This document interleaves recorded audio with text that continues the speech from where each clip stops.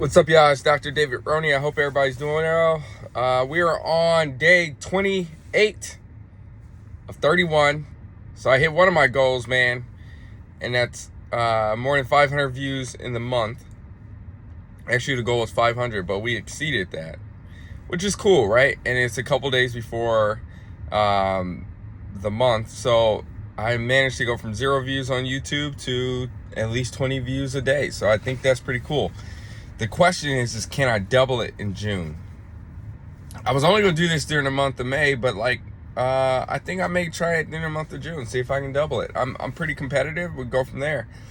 Today we're talking about financial advisors, right?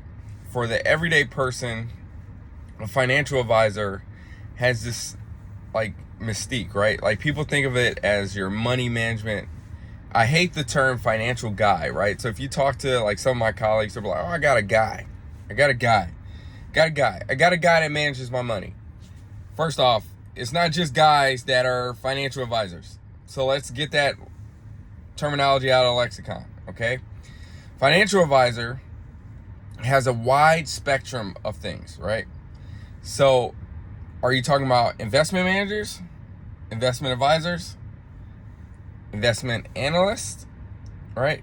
Are you talking about financial planners? Are you talking about insurance sales folks, right? So a lot of what quote unquote financial advisors are going to do, and what we think about them on a daily basis, is we think about the people who are managing money, okay? Managing your money, managing your investments. And that's classically how people have described them, right? The reality is that's not how they are today, right? There's financial advisors who are glorified sales agents, where they make money when they sell you a product, right? So they don't care if you make money on that product or not, because they're making their money, they're protecting their livelihood by selling you the product. There are folks who are financial planners, right? Or wealth managers whose entire goal is to protect your assets and to be a fiduciary. A fiduciary is someone who is supposed to operate on a daily basis with your best interests in mind. Now, that seems pretty intuitive, right? Like, if I'm hiring someone, they should have my best interest in mind. Well, financial industry didn't really work off that for a long period of time. There's a concept of, hey, I just need to be as transactional as possible, because the system was essentially set up that way. If, as a broker, a stockbroker, or whatever, when you call in and you buy a stock, that transaction fee, or really back in the day, a mutual fund they sold you, or they pitched you an idea, when you made a transaction, they got a little piece of the pie. So they could get very rich off of just the more people transacting. So it was counterintuitive that your investment performance wasn't really what they were looking for. They were looking just for more transactions.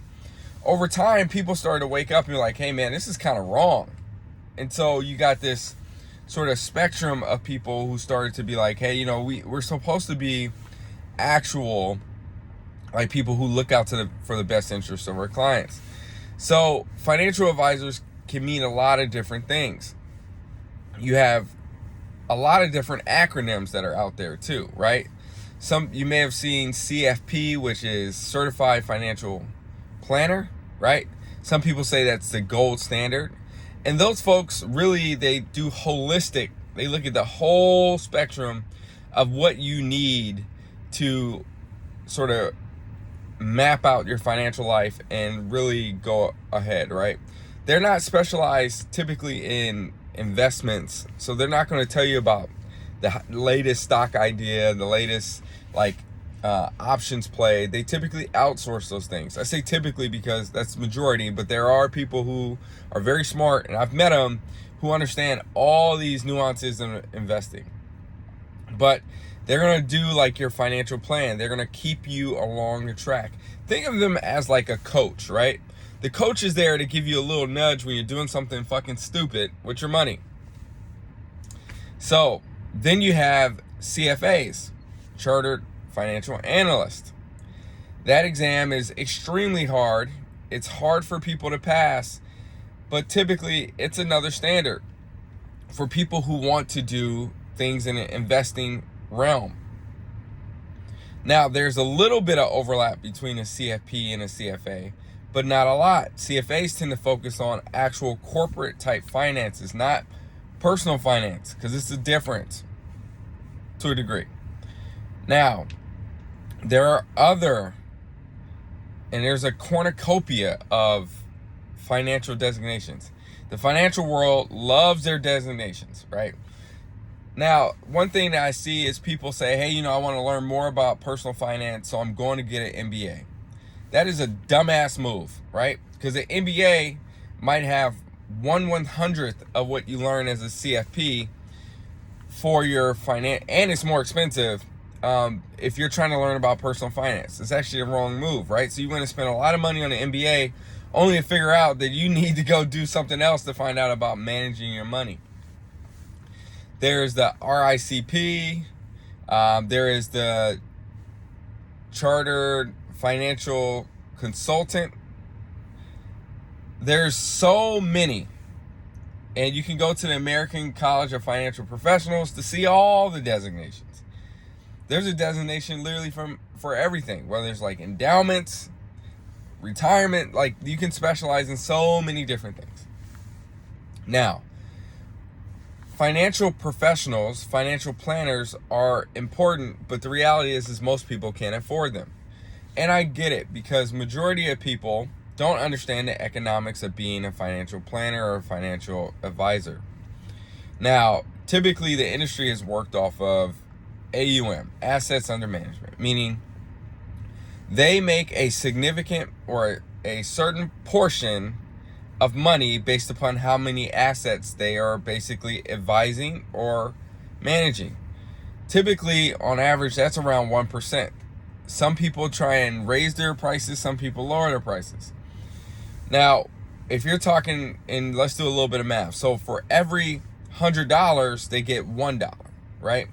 So if they have to feed their family and they want to make $200,000 a year, you can do the math.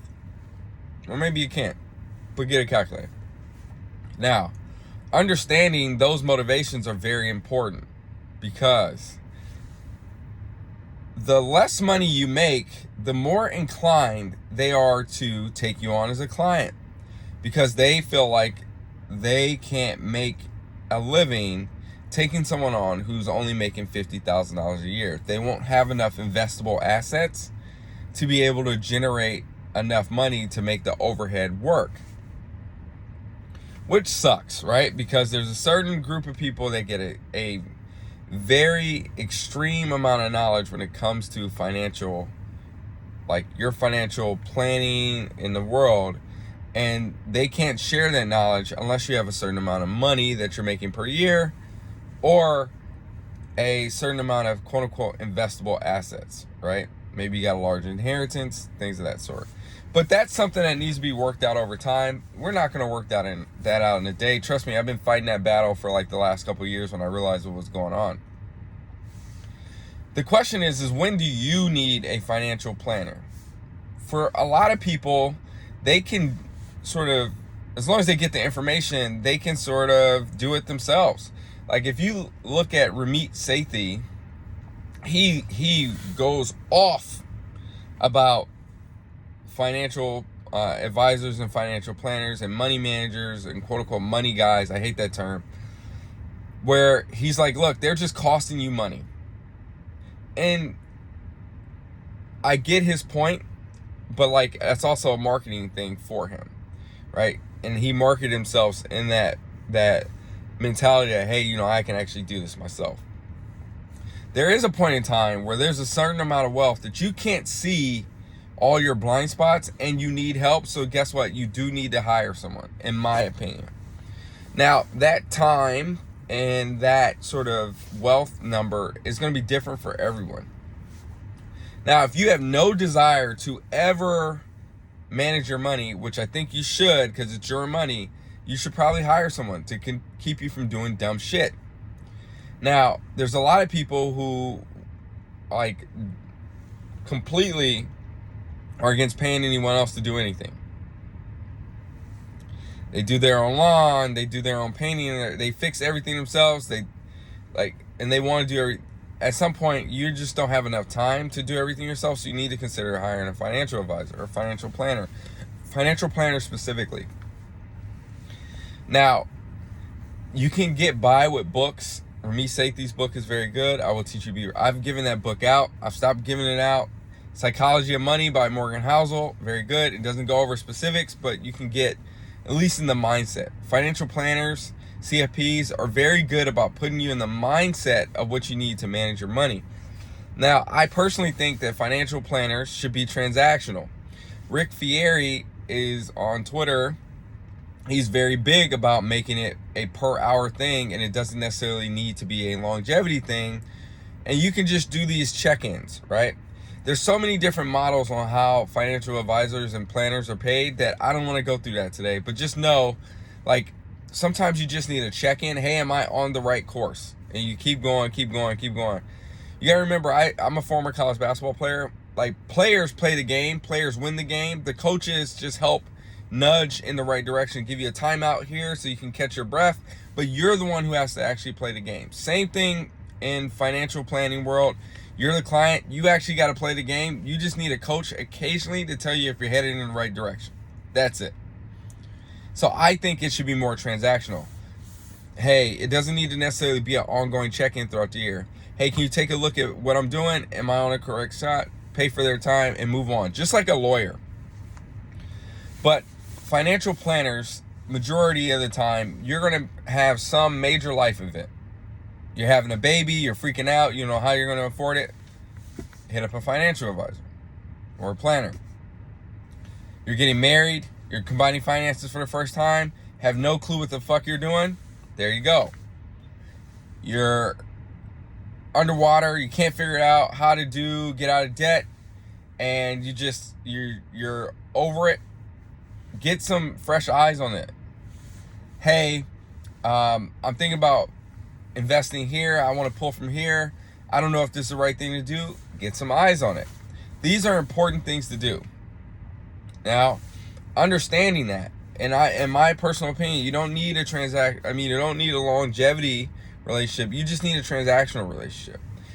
But if you're going to hire a CFP or you're going to hire a financial advisor, you need to know what their credentials are. And this is important because you want to hire a fiduciary, someone who has your best interest in mind. There's a lot of different tools out there. The one I like to use is the broker check. And you can go to investor.gov and you can find out who this person is, if they have any disclosures, meaning they've been fined before, reprimanded for their actions. You can figure out what experience they have, how many people they're managing, things of that sort. And then ask around. Get a bunch of sort of client testimony. Ask for referrals. So if you talk to a financial planner, they want to work with you, ask them, hey, can I speak to some of your clients? And that's important. You got to get that feedback. Now, with everything being said, you can do a lot of this yourself. You just have to be very diligent about it. Again, there becomes a level of wealth where you need to hire someone else, but just know you can do some of this yourself. With all that being said, the decision to hire a financial planner or advisor is completely up to you. Don't feel like you're obligated to do so. You can be successful by doing it yourself. You just need to make sure that you put in the effort and the time to learn what you're doing. Don't go into doing this shit half-assed, or you're going to end up with a half-assed result. Anyway, I hope everybody's doing well. I thank y'all for rocking with me. This is day 28 of 31. Posting YouTube financial content. I might actually continue doing it in the month of June. I kind of like doing it. Please continue to hit that like and subscribe button. Thank you for your support. Follow me on Twitter at FISURGI. Follow me on Substack. Subscribe to the Substack, surgified.substack.com. You can also go to my blog, which is going to get updated soon. I just changed the format yesterday, so surgified.com if you want to read things that way. Anyway, talk to you later. Peace.